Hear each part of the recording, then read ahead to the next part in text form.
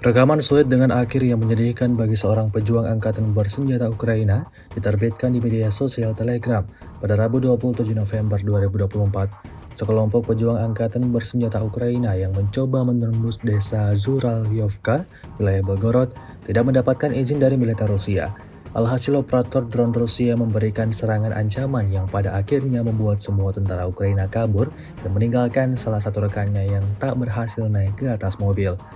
Alih-alih menyelamatkan rekannya, tentara Ukraina lainnya itu memilih untuk pergi dan menyelamatkan nyawanya dibandingkan harus bertaruh nyawa menyelamatkan satu rekannya. Sehingga video ini beredar, beragam respon diberikan warganet.